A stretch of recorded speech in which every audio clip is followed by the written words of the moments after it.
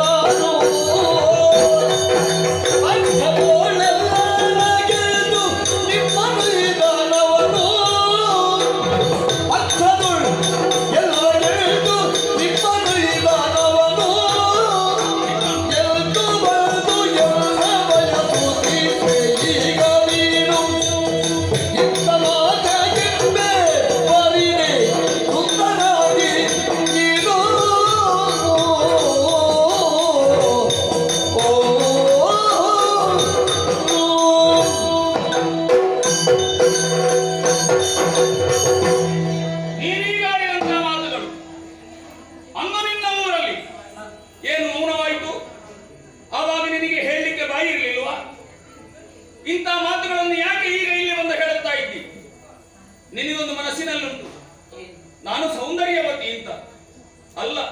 ನೀನು ಹೊರಗಿಂದ ಮಾತ್ರ ಸೌಂದರ್ಯ, ಒಳಗೆವರೇ ಸುಂದರತೆ ಏನೂ ಇಲ್ಲ. ನಿನ್ನಂತವರನ್ನು ನಾನು ನಂಬಿದ. ಸುಂದರಿ ಎನ್ನುವುದಕ್ಕೆ ಅಲ್ವಾ ಅವತ್ತು ಪರಮ ಸುಂದರಿ ಅಂತ ಕರೆದದ್ದು? ಪರಮ ಸುಂದರಿ ಅಂತ ನಾನು ಕರೆದೆ. ಒಳಗೂ ಕೂಡ ಅಂತ ಸೌಂದರ್ಯ ಇದೆ ಅಂತ ನಾನು ಭಾವಿಸಿದೆ. ಅದೆಲ್ಲ ಸುಳ್ಳು ಅಂತ ನನಗೆ ಈಗ ಅರ್ಥ ಆಯ್ತು. ಅಂದು ಅಲ್ಲಿ ನಮ್ಮನ್ನೆಲ್ಲ ಯುದ್ಧದಲ್ಲಿ ಸೋಲಿಸಿ ಆ ಭೀಷ್ಮ ನಿಮ್ಮನ್ನು ರಥದಲ್ಲಿ ಏರಿಸಿಕೊಂಡು ಹೋದನಲ್ಲ, ನೀನು ಭೀಷ್ಮನೊಡನೆ ಹೋದವಳು. ನನ್ನಲ್ಲಿ ನೀನು ಮಾತನಾಡಬೇಡ, ನನಗೆ ಇಷ್ಟ ಇಲ್ಲ ಮಾತಾಡಲಿಕ್ಕೆ. ಭೀಷ್ಮನೊಡು ಮನವಿಡದಿಯೇ ನಿನ್ನ, ಭೀಷ್ಮನೋಡು ಮನವಿಡದಿ ನಿನ್ನ, ಸುಂದರ ಪತಿ ಮೆಚ್ಚಿ ಕೊಂಡಿ ಪಡೆನ್ನ,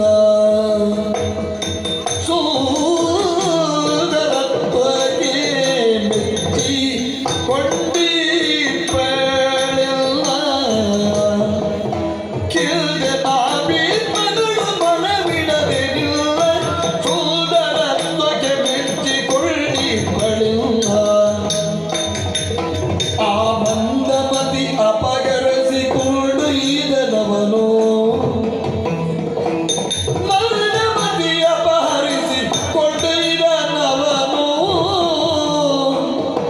ಬಂದಿಗೆನು ಬಿಡದಿಲ್ಲ ಪರಿಗ್ರಹಿಸು ನೀನು, ಬಂದಿಗೆನು ಬಿಡದಿಲ್ಲ ಪರಿಗ್ರಹಿಸು ನೀನು. ಭೀಷ್ಮನೊಡು ಮನವಿಡದೆ ನಿನ್ನ ಸುಂದರತ್ವಕ್ಕೆ ಮೆಚ್ಚಿನ,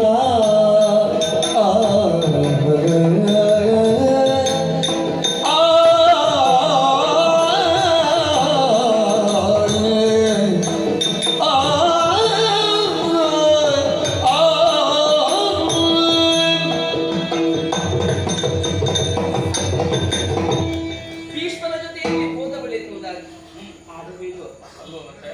ಛೇ, ಅಂದು ನಿನ್ನನ್ನು ಕಂಡು ಅಲ್ಲ, ನಿನ್ನ ಈ ಸುಂದರ ರೂಪವನ್ನೇ ಕಂಡು ಮೆಚ್ಚಿದವಳಲ್ಲವೇ ನಾನು. ನಮ್ಮಿಬ್ಬರ ಮನವು ಆವತ್ತು ಒಂದಾಗಲಿಲ್ಲವೇ? ಪರಸ್ಪರ ಭಾಷೆಯನ್ನು ಕೊಡ್ಲಿಲ್ಲವೇ? ಹೌದು. ನಿನ್ನನ್ನೇ ಮದುವೆ ಆಗ್ತೇನಂತ ನಾನೂ ಹೇಳಿದವಳು. ಆದ್ರೆ ಏನು ಮಾಡುವ,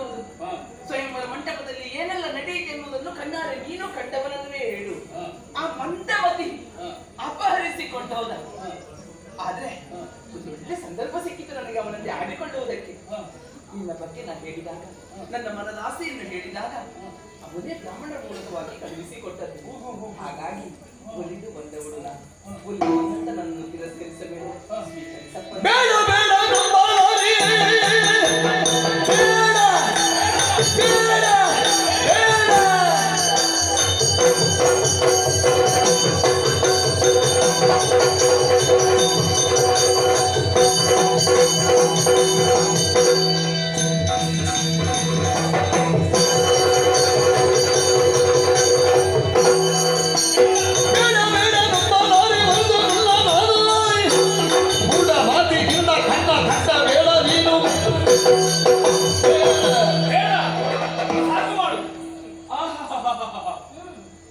ಆವತ್ತು ಹೇಗೆ ನಯವಿನಯದಿಂದ ಮಾತಾಡಿದ್ಯೋ ಅದು ಇವತ್ತು ಕೂಡ ಬದಲಾವಣೆಯಾಗಲಿಲ್ಲ. ಬೆಣ್ಣೆಯಿಂದ ಕೂದಲೆಳೆದಾಗೆ ಎಷ್ಟು ಚೆನ್ನಾಗಿ ಮಾತಾಡಿಬಿಟ್ಟೆ. ನೀನು ಮಾತಾಡುವುದನ್ನು ನಂಬಬೇಕಾ ನಾನು? ಇದು ಬದಲಾಗದ ಮನಸ್ಸು. ಹೌದು. ಹೌದಪ್ಪ. ಅವ ಬಂದು ನಿಮ್ಮನ್ನು ಏರಿಸಿಕೊಂಡು ಹೋಗುವಾಗ ಒಂದು ಮಾತುಗಳನ್ನು ಆಡಲಿಲ್ಲ. ನನ್ನಲ್ಲಿ ನೀನು ಬಹಳಷ್ಟು ಕೇಳಿಕೊಂಡೆ, ನಿನ್ನನ್ನೇ ಮದುವೆಯಾಗುತ್ತೇನೆ, ನೀನೇ ನನ್ನ ಮನದನ್ನ ಅಂತ. ನಾನು ನೋಡು, ಒಂದು ಸಲ ಮುಡಿದ ಹೂವು ಬಾಡಿ ಹೋಯ್ತು ಅಂತಾದ್ರೆ ಅದನ್ನು ನಾವು ತೆಗೆದು ಬಿಸಾಡುತ್ತೇವೆ, ಗೊತ್ತಾಯ್ತಾ? ನೀನು ಬಾಡಿ ಹೋದ ಹೂ ಬಾಡಬಹುದು, ಅದು ಮನಸ್ಸು ಬಾಡುವುದಕ್ಕಿದೆಯೇ ಹೇಳು. ನೋಡು, ಅಂದವನ್ನು ಕಳಕೊಂಡಂತಹ ಹೂವಿನ ಹಾಗೆ ನೀನು. ನಿನ್ನಲ್ಲಿ ಅಂದತ್ವ ಇಲ್ಲ. ಈಗ ಬರೇ ಕಣ್ಣು ಕಾಣದವಳಾಗಿದ್ದೀಯ. ನನ್ನನ್ನು ಮೋಸಗೊಳಿಸುವುದಕ್ಕೆ ನೀನು ಬರುವುದು ಬೇಡ. ನಾನು ನಿನ್ನನ್ನು ಒಪ್ಪುವುದಿಲ್ಲ, ಒಪ್ಪುವುದೇ ಇಲ್ಲ. ಅಸುರೇಶ ಕೇಳಯ್ಯ ಎನ್ನಯ ಜತೆಯೊಳೋ ಬಿದದ ಗಲ್ಭಿಯ ಬಳಿಗೆ ಕುಶಲದಿ ಬೋಗೆಂದು ಕಳುಗಿ ಕೊಟ್ಟನು ನಮ್ಮ ಅಸಮವಿಕ್ರಮಿ ಕೇಳೋ.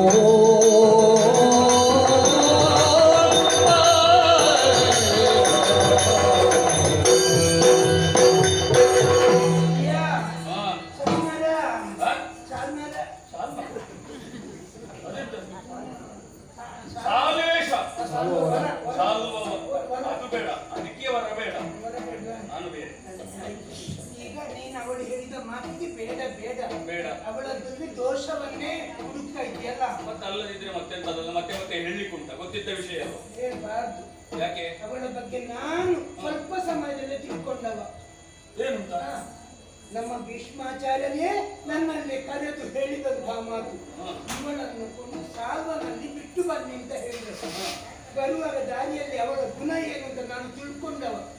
ನಡೆಯಲಿಕ್ಕೆ ಅಸಾಧ್ಯ ಆದಾಗ ಒಮ್ಮೆ ಕೈ ಕೊಡು ಅಂತ ಹೇಳಿದಕ್ಕೆ ಸಾಲ್ವನನ್ನು ಬಿಟ್ಟು ಬೇರೆ ಯಾರನ್ನು ಹುಟ್ಟಲಾರದಿಂದ ಹುಡುಕಿ ಅವಳು ಅಂಥವಳಲ್ಲಿ ದೋಷವನ್ನು ತಪ್ಪುಡುತ್ತಾ ಇದ್ದಳು. ನಿನಗೆ ಸರಿಯಾದ ಜತೆ ಅಂದ್ರೆ ಅವಳೇ ಜೊತೆ ಅರಿತಿಗೆ ನಾನು ಜ್ಯೋತಿಷ ಗಣಿತಗಳನ್ನು ಅರಿತಿಗೆ ನಾನು ಜ್ಯೋತಿಷ ಗಣಿತಗಳನ್ನು ಪರಿಶೋಧಿಸಲು ನಿಮ್ಮುಭಯರಿಗೆ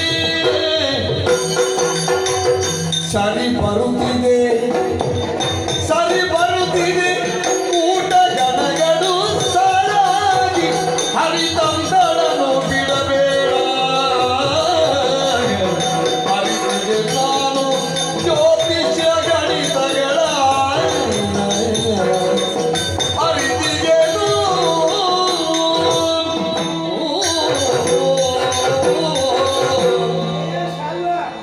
ನೀವಿಬ್ಬರು ಮಾತಾಡುವಾಗ ನಾನು ಅಲ್ಲಿ ಕುಳಿತುಕೊಂಡು ಹೀಗೆ ಹೀಗೆ ಎಂತ ಮಾಡ್ತಿದ್ದದ್ದು. ಎಂತದ್ದು ಮಾಡಿದ್ದು ನೀವು?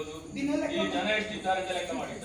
ಲೆಕ್ಕ ಮಾಡಿದ್ದಲ್ಲ, ನಾನು ಸ್ವಲ್ಪ ಸ್ವಲ್ಪ ಜ್ಯೋತಿಷವನ್ನು ಬಲ್ಲವರಿದ್ದೇನೆ. ಅದು ಕಷ್ಟ, ಸ್ವಲ್ಪ ಸ್ವಲ್ಪ ಆಗಬಾರದು, ಅದು ಪೂರ್ಣ ಆದ್ರೆ ಒಳ್ಳೆಯದು. ಪೂರ್ಣವೇ ಸ್ವಲ್ಪ ಅಂದ್ರೆ ಅದೇ ವೃತ್ತಿಯನ್ನು ಮಾಡ್ತಾ ಇಲ್ಲ, ಬೇರೆ ಬೇರೆ ಉದ್ಯೋಗಗಳು ಉಂಟು. ಹಾಗೆ ಆಗುದಿಲ್ವಾ? ಗಣಿತಶಾಸ್ತ್ರವನ್ನು ಬಲ್ಲೆ.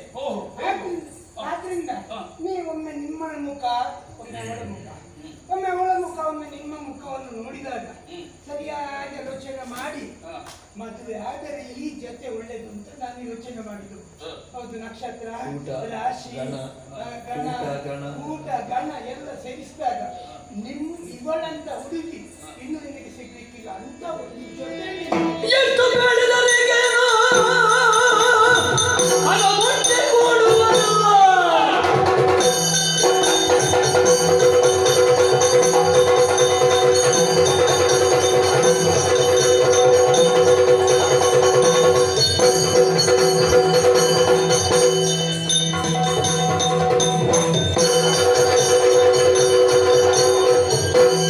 ಎಷ್ಟು ಬೇಡಿದರಿಗೇನು ಹಣ ಮುಟ್ಟಿ ಕೊಡುವಲ್ಲ.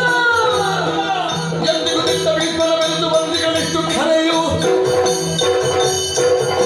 ಸ್ವಾಮಿ, ನಿಮ್ಮಲ್ಲಿ ಗೌರವ ಉಂಟು, ಜ್ಯೋತಿಷರಲ್ಲಿಯೂ ನಂಬಿಕೆ ಉಂಟು. ಅಪ್ರತ್ಯಕ್ಷಾಣಿ ಪ್ರತ್ಯಕ್ಷಾಣಿ ಜ್ಯೋತಿಷಂ ಚಕ್ಷುಃ ಅಲ್ವಾ? ಹೌದೌದು ಅಪ್ರತ್ಯಕ್ಷವಾದದ್ದು ಪ್ರತ್ಯಕ್ಷವಾಗಿ ಕಾಣುವುದು ಜ್ಯೋತಿಷರಿಗೆ ಮಾತ್ರ. ಹೌದಲ್ಲ. ಅದಕ್ಕೆ ಸಾಕ್ಷಿ ಯಾರು ಅಂತ ಕೇಳಿದ್ರೆ ಹಾ. ಸೂರ್ಯಚಂದ್ರರು. ಹೌದು. ನಾನು ಕೂಡ ಸ್ವಲ್ಪ ತಿಳಿದಿದ್ದೇನೆ. ಇದೇ ಜ್ಯೋತಿಷ ಸತ್ಯ ಹೌದು ಅಂತ ಆಗಿರ್ತಿದ್ರೆ ಹಾ. ಅಂದು ಆ ಕಾಶಿ ಕ್ಷೇತ್ರದಲ್ಲಿ ನಾವು ಜೊತೆಯಾಗಿರ್ಬೇಕಿತ್ತಲ್ಲ, ಆಯ್ತು. ನಮಗೆ ಮದುವೆ ಆಗಬೇಕಿತ್ತಲ್ಲ ಅಂದೆ. ಯಾಕೆ ಆಗಲಿಲ್ಲ? ಇಷ್ಟು ಸಮಯ ಯಾಕೆ ಹೋಯಿತು? ಸ್ವಾಮಿ ಓ ಪೂಜ್ಯರೇ, ಏನೋ ಒಬ್ಬ ಹೆಣ್ಣು ಅಂತ ಹೇಳಿ ಹಾ. ಅವಳಿಗಷ್ಟು ಗೌರವವನ್ನು ಕೊಟ್ಟಿದ್ದೇನೆ. ಹಾ. ಆದ್ದರಿಂದ ಓ. ಇನ್ನು ನೀವು ಎಷ್ಟು ಹೇಳಿದ್ರು ಕೂಡ ಹಾ. ಯಾರ ಮಾತನ್ನು ನಂಬುವವನು ಅಲ್ಲ. ಹಾ. ನಿಮ್ಮ ಮಾತನ್ನು ಕೂಡ ನಾನು ನಂಬುವುದಿಲ್ಲ. ಹಾ. ನಂಬಿಸುವುದಕ್ಕೆ ಬೇಕಾಗಿ ಏನಾದ್ರೂ ಹೇಳಬೇಡಿ. ಹಾ. ಏನಾದ್ರೂ ಹೇಳಿದ್ರೆ ನಾನು ಅವಳನ್ನು ಕೊಡುತ್ತೇನೆ ಅಂತ ನೀವು ಯೋಚಿಸುವುದು ಬೇಡ. ಭೀಷ್ಮನ ಜೊತೆ ಬೆರೆತು ಬಂದವಳನ್ನು ಯಾವತ್ತೂ ಸ್ವೀಕರಿಸಲಾರೆ. ಕರುಣೆಯಳು ಕೇಳುತ್ತಯ ಎಂದಳು ಪರರ ಪಕ್ಷವ ಗೈಯಲಿಲ್ಲ.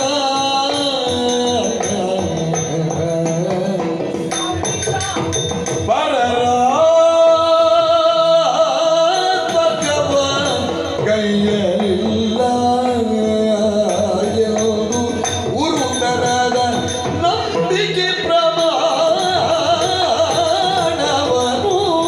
ವಿರಚಿಸುವೆನು. ಪರರ ಸ್ಪರ್ಶವ ಗೈಯಲಿಲ್ಲ ಎಂದು ಹೃದಯದ ನಂಬಿಕೆ ಪ್ರಮಾಣವ ವಿರಚಿಸುವೆ. ಕೇಳುತ್ತಾ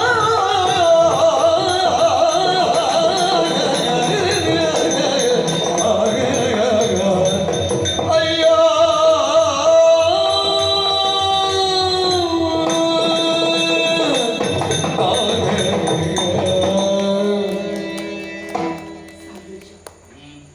ಮಾತು ಮಾತಿಗೂ ಭೀಷ್ಮನ ಜೊತೆಯಲ್ಲಿ ಹೋದವಳು ಭೀಷ್ಮನ ಜೊತೆಯಲ್ಲಿ ಹೋದವಳು ಅಂತ ಆಡದಿರಪ್ಪ. ಎಂದು ಹೇಳಿ ಕೇಳುವುದಕ್ಕೆ ತುಂಬಾ ಕಷ್ಟ ಆಗ್ತದೆ. ನನ್ನ ಹೃದಯದಲ್ಲಿ ನಿನಗೆ ಮಾತ್ರ ಸ್ಥಾನ, ಇನ್ನೊಬ್ಬ ಪುರುಷನಿಗೆ ಇರುವುದಕ್ಕೆ ಸಾಧ್ಯವೇ ಇಲ್ಲ. ಹದಿಪದೆ ಹೆಣ್ಣಾದವಳು ಹಾಗೆ ನನ್ನ ಹೃದಯದಲ್ಲಿ ಒಬ್ಬ ಪುರುಷನಿಗೆ ಮಾತ್ರ ಸ್ಥಾನವನ್ನು ಕೊಡುವುದಕ್ಕೆ ಸಾಧ್ಯ. ಅದನ್ನು ಅಲಂಕರಿಸಿದವ ನೀನು ಮಾತ್ರ. ನನ್ನ ಮನ ನನ್ನೊಳಗೆ ನೀನಿರುವುದು ಬಿಟ್ಟರೆ ಮತ್ತೆ ಬೇರೆ ಏನೂ ಇಲ್ಲ. ಪರ ಪುರುಷರ ಸ್ಪರ್ಶವನ್ನೇ ಮಾಡಿದವಳು ನಾನಲ್ಲ. ಹಾಗೆಲ್ಲ ಆಡಬೇಡ. ನಿನಗೆ ನನ್ನ ಮೇಲೆ ನಂಬಿಕೆ ಇಲ್ಲ ಅಂತ ಆಯ್ತು. ನಿನಗೆ ನಂಬಿಕೆ ಬರಬೇಕಾದ್ರೆ ನಾನು ಆಣೆ ಮಾಡಬೇಕೆ? ಅಲ್ಲ, ಪ್ರಮಾಣ ಮಾಡಿ ಹೇಳಬೇಕು.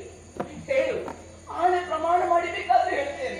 ತರುಣಿಕೆ ವ್ಯಭಿಚಾರಿ ವ್ಯಭಿಚಾರಿ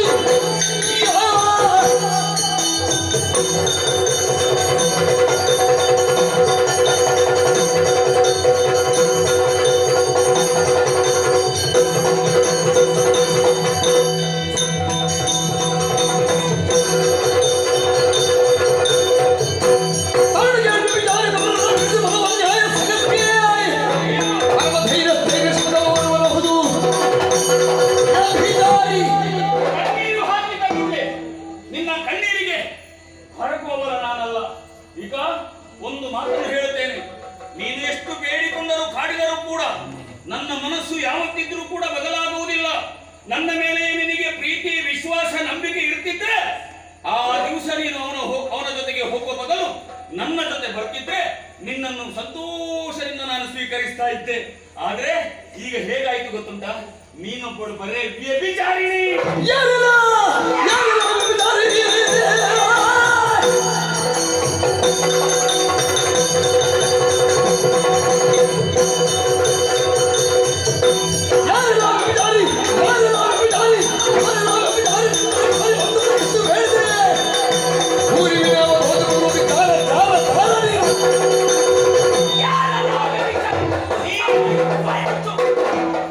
ಮಾತಾಡಿದ್ರೆ ಜಾಗ್ರತೆ. ವ್ಯಭಿಚಾರಿ ಅಂತ ಹೇಳಿದ್ರೆ ನಿನ್ನ ನಾಲಿಗೆಯಲ್ಲಿ ಹುಳಾಗಿದ್ದು ಮೂರು ಸಲ ಹೇಳಿದ್ರು.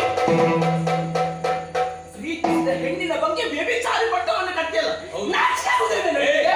ಸ್ವರ ಏರಿಸಬೇಡ, ಸ್ವರ ಏರಿಸಬೇಡ. ಸ್ವರ ಇದು ನನ್ನ ಆಸ್ಥಾನ. ಸ್ವರ ನನ್ನದು ಆಸ್ಥಾನ. ಯಾರು ಮಾತಾಡ್ಬೇಕಿದ್ರೆ ನಾನು ಏ, ಹೇಳ್ಬೇಕು. ಹುಚ್ಚ. ಹುಚ್ಚಿ ನೀನು. ನೀ ಹುಚ್ಚ. ನೀನು ಹುಚ್ಚಿ. ಏ ಪತಂಗ ಪ್ರವೃತ್ತಿ ಅವನೇ. ಅಲ್ಲದಿದ್ರೆ ಸ್ವಯಂ ಯಾರದು? ನಿನ್ನ ಅಭ್ಯಾಸ. ನಿನ್ನ ಅಭ್ಯಾಸ. ನನ್ನ ಅಭ್ಯಾಸ. ಅಲ್ಲದಿದ್ರೆ ಮತ್ತೇನು? ಹಾ. ನನ್ನ ಅಪ್ಪನ ಲೇಖನ ನಿನಗೆ ಬಂದಿದ್ಯಾ? ಇಲ್ಲ. ಆ? ಮತ್ತೆ ನೀನ್ ಯಾಕೆ ಬಂದದ್ದು? ಕರ್ಮಕ್ಕ ನೀನು ಬಂದದ್ದು? ಕರ್ಮಕ್ಕ ಬಂದದ್ದು ನೀನು? ನೀನು ನನ್ನನ್ನು ನೋಡಿದ್ದಕ್ಕೆ ಕರ್ಮಕ. ನೋಡಿದ್ದು ನೀನು ಮೊದಲು. ಹಾ. ಪರಮ ಸುಂದರಿ ಅಂತ ನನ್ನನ್ನು ಮಾತನಾಡಿಸಿ ಹಾ. ಮೋಸ ಮಾಡಿದವ ನೀನು. ಏ, ಏ, ಸಾರ್ವಜನಿಕರು ಹೋಗುವಂತ ದಾರಿಯಲ್ಲಿ ನೀನೇನೆ ಮಾಡ್ತಾ ಇದ್ದದ್ದು. ಹೆಣ್ಣು ಮಕ್ಕಳು ಸಂಚರಿಸುವಂತ ಉಪವನ ಗಂಡಸ ಅಂತ ನಿನಗೇನು ಕಷ್ಟ ಇತ್ತಲ್ಲಿ? ಉಪವನವೇ ಆಗಿರಲಿ, ಹಾ. ಒಂದು ಚಂದದ ಹೂವನ್ನು ನಿನಗೆ ಕಂಡು ನೇರ ಮಾರ್ಗದಲ್ಲಿ ಕಮ್ಮಿ ಮಾಡ್ತೀನಿ. ನೀನೇನು ನಿನಗೆ ನೇರ ಗೋಡೆ ಮಾರ್ಗ ಅಲ್ಲ, ಹಾ. ಅದು ದಾರಿ ಬಗ್ಗೆ. ಯಾವುದು ದಾರಿ? ನೀನಿದ್ದದ್ದು ಎಲ್ಲೇ ಹೇಗೆ ಕೆರೆಯ ಬಗ್ಗೆ ಅಲ್ಲ, ಗಂಗಾ ನದಿಯ ಬಗ್ಗೆ. ನಾನು ಉಪವನದಲ್ಲಿದ್ದದ್ದು. ಹಾ. ಹಾ. ಏನು ಎಂತ ದಾರಿ? ಉಪವನಕ್ಕೆ ಮಧ್ಯೆ ನೀನು ಹೋದದ್ದು. ಹೋದದ್ದೇ ದಾರಿ ಇರ್ಬೋದು, ಅದು ದಾರಿ ಅಲ್ಲ. ನಾನು ಹೋದದ್ದೇ ದಾರಿ. ಓಹೋ, ನೀನು ಹೋದದ್ದು ದಾರಿಯ? ನಾನೇ ಏನ ಹೆಣ್ಣಿನ ಬಗ್ಗೆ ಗೆಲುಬಿಲ್ಲದ ನಾಲಿಗೆಯಲ್ಲಿ ಏನೆಲ್ಲ ಆಡಬೇಡ. ಯಾರಿಗೂ ಇರುವುದಿಲ್ಲ, ನಿನಗೆಲ್ಲ ನನ್ನ ಬಗ್ಗೆ. ನಾಲಿಗೆಯಲ್ಲಿ ಹುಳ ಆದೀತು ನಿನ್ನದು. ನಿನ್ನ ನಾಲಿಗೆ ಹುಳಾದಿತ್ತು. ಬೆಳಿಗ್ಗೆ ಮನಸ್ಸೆನ್ನುವುದುಂಟೆ. ಬೇಡ ನಿನಗೆ. ನಿನಗೆ ವ್ಯಭಿಚಾರಿ. ಹೌದು. ವ್ಯಭಿಚಾರಿ ನಿನಗೆ. ಕೆಟ್ಟ ಮಾತುಗಳಾದ ನಿನ್ನದು ಕೆಚ್ಚು ಮಾತುಗಳಾದ ನಿನ್ನನ್ನು ಕಚ್ಚಿ ಕಡಿದಾಡಿ ಬಿಡುವೆನು. ಹುಚ್ಚು ಮೂಡಿ ನಿವಾಳಿ ಎಂದ ನುಡಿ ಬಿದ್ದ ಹೀಗಳಿದ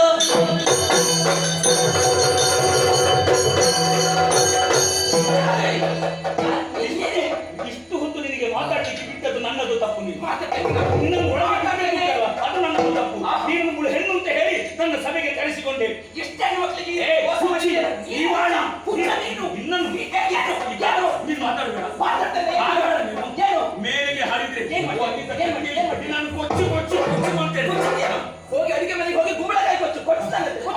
ನಾನು ನನಗೆ 2 ವರ್ಷ ಬೇಗ ಆಗುತ್ತಲ್ಲ. ಕೊಚ್ಚ. ಏ, ಮಾತಾಡ್ಬೇಡ. ಒಂದು ವಿಷಯ ಹೇಳ್ತೇನೆ. ಏನು? ಅವರಿಗೆ ಮನಸ್ಸು ಬರುವುದಿಲ್ಲ. ಎಂತದ್ದು ಬರುವುದಿಲ್ಲ? ನನಗೆ ಮುಗಿಲಿಕ್ಕೆ ನೀನು ಮನಸ್ಸಿಲ್ಲ. ಕೊಚ್ಚು, ಮನಸ್ಸಿಗೆ ಇಲ್ಲ. ನಿನಗೆ ಕೊಚ್ಚೋಡು ನೀನು. ನಿನ್ನನ್ನು ಕುತ್ತಿಗೆ ಕೈ ಹಾಕಿ ದೂಡುತ್ತೀನಿ. ನೀನು ಎಂತ ತಗೊಂಡು? ಅದು ಮಾಡುವ ಮೊದಲು ಬೇಗ ಇಲ್ಲಿಂದ ಹೋಗು. ಯಾರು? ನೀನು. ನೀನೆಂತ ಹೇಳು? ನೀನು ನೀನು ನಾನು ಎಂತ ಕೊಡುವ ಮೊದಲು ಈಗಲೇ ಓಯ್, ಹುಚ್ಚ. ನಿಮ್ಮ ಗಂಟು ಕೂದಲು ಇಟ್ಕೊಳ್ಳಿ. ಹೆಸರಿದು ಬೇಗ ಒಂದು ಕ್ಷಣ ಹೊತ್ತು ಇಲ್ಲಿ ನಿಂತ್ರೆ ನಾನು ಏನಾಗ್ತೇನೆ ಅಂತ ನನಗೆ ಗೊತ್ತಿಲ್ಲ. ಆದಷ್ಟು ಬೇಗ ಇಲ್ಲಿಂದ ಜಾಗ ಖಾಲಿ ಮಾಡಬೇಕು. ಬನ್ನಿ ಸ್ವಾಮಿ. ಮರ್ಯಾದೆ ಇದ್ದವರಿಗೆ ಸ್ಥಳ ಇದಲ್ಲ.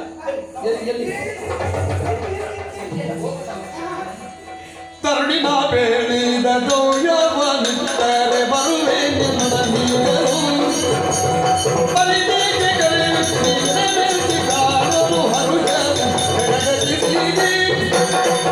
ತರುಣಿನ ಬೇಡಿದ ಗೌರವನಿಟ್ಟರೆ ಬರುವೆ ಬರುವೆ ಬರುವೆ ಬರುವೆ.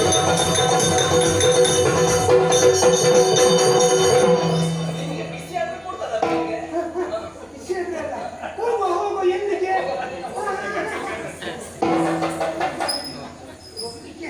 ಅಷ್ಟು ನಮ್ಮಲ್ಲಿ ಭೀಷ್ಮಾಚಾರ್ಯರು ಹೇಳಿದ್ದೇನು? ನಾನು ನನಗೆ ಬಿಟ್ಟು ಬನ್ನಿ ಅಂತ. ಬಿಟ್ಟು ಬನ್ನಿ ಅಂತ, ಹಿಂದೆ ಕರ್ಕೊಂಡು ಬನ್ನಿ ಅಂತ ಅವ್ರು ಹೇಳಿದ್ರು. ವೀರಿ ಸ್ವಾಮಿ ನೀವು ಹೇಳಿದ್ದೆ ಮಾಡ್ತೀರಾ? ಅವ್ರು ಹೇಳಿದ್ದೆ ಮಾಡುದು, ಹೇಳಿದ್ದೆ ಮಾಡುದು.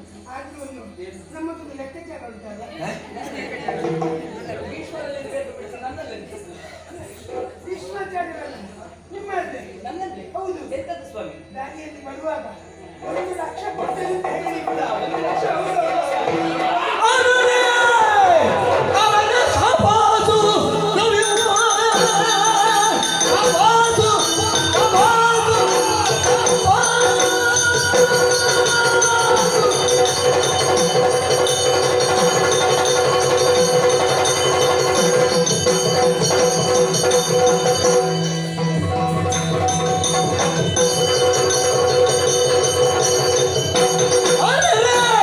Come on!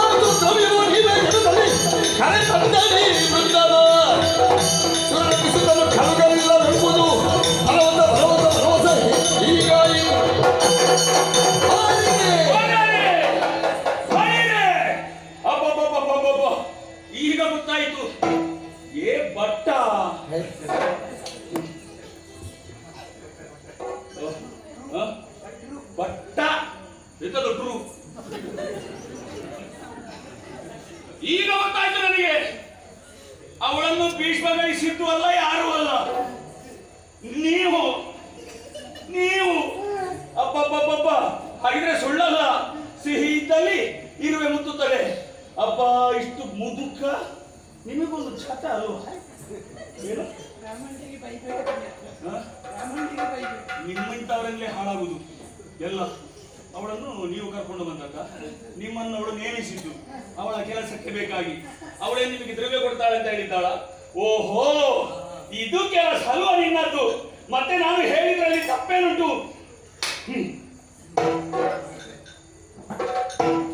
ಮರ್ಯಾದೆಯಿಂದ ಮರ್ಯಾದೆಯಿಂದ ಹೇಳ್ತಾ ಇದ್ದೇನೆ ಸ್ವಾಮಿ, ನನ್ನ ಕೈಗೆ ಕತ್ತಿ ಬರುವ ಮೊದಲು ಇಲ್ಲಿಂದ ಜಾಗ ಖಾಲಿ ಮಾಡಿದ್ರೆ ನಿಮಗೂ ಒಳ್ಳೇದು, ನನಗೂ ಒಳ್ಳೇದು. ಇಲ್ಲದಿದ್ದರೆ ಹೆಗಲಿಗೆ ಹಾಕಿದ್ದನ್ನು ಕಳೆದು ಬಿಟ್ಟೆ. ಹಾಗೆ ಹೊರಗಟ್ಟದ್ದು, ಮಾನ ಬಿಟ್ಟದ್ದು, ಆಚೆಗೆ ಇಲ್ಲದ್ದು, ಸುಂದರಿಯಂತೆ, ಕರ್ಮದ ಸುಂದರಿ. ಸಾಕಲ್ಲ, ಮರ್ಯಾದೆ ಆಯ್ತಲ್ಲ, ಮುಖಕ್ಕೆ ಮಂಗಳಾರತಿ ಆಯ್ತಲ್ಲ. ನಾನು ಹೋಗಿದ್ದಾನಂತ ಮಾತಾಡಿದ್ರು. ಅದು ಹಾಗೆ ಸ್ವಾಮಿ, ಇನ್ನಾದ್ರೂ ಸ್ವಲ್ಪ ಜಾಗ್ರತೆ ಮಾಡಿ. ಹೋದವರೆಲ್ಲ ಹೋಗಿರುವುದಿಲ್ಲ, ಇರ್ತಾರೆ, ಸ್ವಲ್ಪ ಮಾತಾಡುವಾಗ ಜಾಗ್ರತೆ ಮಾಡಿ. ಅಲ್ಲ, ನನಗೆ ಆಗಲ್ಲ. ನನಗೆ 1 ಲಕ್ಷ ಕೊಡ್ತೇನೆ ಅಂತ ಹೇಳಿದ್ಯಲ್ಲ, ನಾನು ಮನೆ ಯೋಚನೆಯಲ್ಲಿ ಇದ್ದೆ. ನನ್ನ ಹೆಣ್ಣು ಮಕ್ಕಳಿಗೆ ಮದುವೆ ಆಗಿ ನಮ್ಮ ಇಷ್ಟ ಬಡವ ನಾನು. ಅವರಿಗೆ ಹೆಂಡತಿ ಮಕ್ಕಳಿದ್ದಾರೆ ನಿಮಗೆ? 6 ಮಂದಿ ಹೆಣ್ಣು ಮಕ್ಕಳು, 6 ಮಂದಿ ಗಂಡು ಮಕ್ಕಳಮ್ಮ. ಹೌದು, ಒಬ್ಬರಿಗೂ ಮದುವೆ ಆಗಲಿಲ್ಲ, ಹಣ ಇಲ್ಲ, ಆದ್ರಿಂದ ಮದುವೆ ಆಗಲಿಲ್ಲ ಅಮ್ಮ. ನೀವು 1 ಲಕ್ಷ ಕೊಡ್ತೇನೆ ಅಂತ ಹೇಳಿದಾಗ ಅದೇ ಯೋಚನೆ, ಯಾವಾಗ ಸಿಗ್ತದೆ ಯಾವಾಗ ನನ್ನ ಮಕ್ಕಳನ್ನು ಮದುವೆ ಮಾಡಿಕೊಟ್ಟು. ತಪ್ಪು ಮಾಡಿದ ನಿಮ್ಮದು ತಪ್ಪಲ್ಲ. ಸೌಭಾಗ್ಯ ನನ್ನನ್ನು ಮುಟ್ಟಿಸಿದ್ರೆ ಸಾಲು, ನನ್ನನ್ನು ಮದುವೆ ಆಗ್ತಾನೆ, ಮಹಾರಾಣಿ ಆಗ್ತೇನೆ ನಾನು. 1 ಲಕ್ಷವನ್ನು ನಿಮಗೆ ಕೊಡ್ತೇನೆ ಅಂತ ಹೇಳಿದೆ. ಹೌದಮ್ಮ, ಅದ್ಯಾವುದು ನೆರವೇರಲೇ ಇಲ್ಲ ಸ್ವಾಮಿ. ಇಲ್ಲಮ್ಮ, ಕೊಟ್ಟ ಮಾತಿಗೆ ನಾನು ತಪ್ಪೇನಂತ ಭಾವಿಸಿಕೊಳ್ಬೇಡಿ. ನಮ್ಮಪ್ಪ ಒಂದು ಸ್ವಯಂವರ ಮಂಟಪದಲ್ಲಿ 3 ಮಂದಿ ಹೆಣ್ಣು ಮಕ್ಕಳನ್ನು ಸಾಲಂಕೃತರಾಗಿ ಕರೆತಂದು ತನ್ನ ಮಕ್ಕಳು 3 ಒಬ್ಬನ ಕೈ ಹಿಡಿಬೇಕು ಅಂತ ಪಣ ಇರಿಸಿದ್ರು ನಮ್ಮಪ್ಪ. ಆದ್ರೆ ಭೀಷ್ಮರ ರಥವನ್ನು ಏರಿ ಬಂದವಳು ನಾನು. ಭೀಷ್ಮರಲ್ಲಿ ವಿಚಾರವನ್ನು ತಿಳಿಸಿದಾಗ ಮತ್ತೆ ಸಾಲಂಕೃತರಾಗಿ ಹೊರಟೆ, ಸಾಲು ಮದುವೆ ಆಗ್ತಾನೆ ಅಂತ. ಆಸೆ ಎನ್ನುವುದು ನುಚ್ಚು ನೂರಾಗಿ ಹೋಯಿತು ಸ್ವಾಮಿ. ಹೌದಮ್ಮ, ಬೇಡಮ್ಮ, ಮತ್ತೆ ನನಗೆ ಇದು ಯಾಕೆ ಹೇಳಿ? ಬೇಡ ಸ್ವಾಮಿ. ಶ್ರೀನಿಸಿಕೊಟ್ಟಾರೆ ಯಾಕಾಗಿ ಹೇಳಿ? ಗಂಡನಿಗೆ ಚಂದವಾಗಿ ಕಾಣಬೇಕು ಅಂತ ತಾನೆ. ಹೌದು ತಾನೆ? ಹೌದಮ್ಮ, ನನ್ನ ಬದುಕಿನಲ್ಲಿ ಆಯೋಗವೇ ಇಲ್ಲ ಅಂತ ಆದ್ಮೇಲೆ ಬಟ್ಟೆ ಪೀತಾಂಬರ ಈ ಆಭರಣ ಇದೆಲ್ಲ ನನಗೆ ಯಾಕೆ ಹೇಳಿ?